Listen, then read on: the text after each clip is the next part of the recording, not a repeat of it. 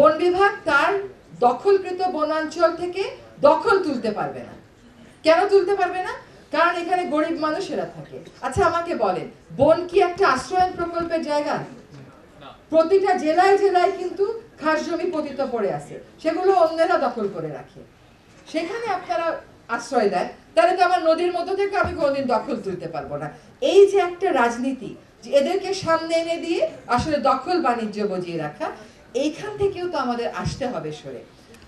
এখন আপনার ম্যানিফেস্টো হয়তো খুব প্রগ্রেসিভ হতে হবে, কিন্তু রাজনৈতিক দলগুলোর অর্থায়ন কোথা থেকে হবে এইটাও কিন্তু ক্লিয়ার করতে হবে, তাই না?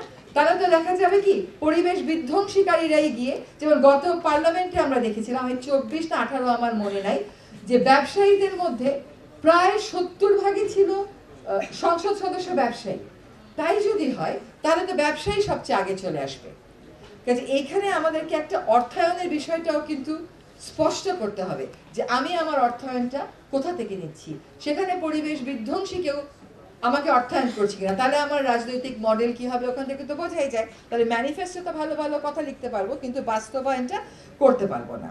আমরা প্রাকৃতিক সম্পদ ব্যবস্থাপনার কথা বলি, একই সাথে পাথর বালুর কথাও একটু বলি, না বললে পারছি না। গেলাম সিলেটে, জাফলং এর মতো একটা অপূর্ব সুন্দর জায়গা একেবারে চোখের সামনে নষ্ট হয়ে যেতে দেখলাম, ধ্বংসলীলা। এই পাথর নাকি তুলতেই হবে। কেন তুলতে হবে? কারো কাছে পরিসংখ্যান নাই। অথচ দেশের পাথরের যা আমরা তুলি সবকিছু ধ্বংস করে দিয়ে দেশের পাথর চাহিদার মাত্র 6 ভাগ মিটে হলো এই পাথরগুলো তুলে। বাকি 94 ভাগই আমি আমদানি করি। 94 ভাগে যদি আমি আমদানি করি, 6 ভাগ কেন আমি আমদানি করতে পারলাম না? কেন আমরা ভিয়েতনামে গিয়ে ওদের নদীর ট্যুরিজম কত সুন্দর এটা দেখি, কেন আমি জাফলং এ একটা ইকো ট্যুরিজম করতে পারলাম না? কেন আমাদের নতুন প্রজন্ম আমরা যেরকম জাফলং দেখেছি সেরকম জাফলং দেখতে পারলো না? সেইখানে তো আবার রাজনৈতিক ঐক্য দেখলাম।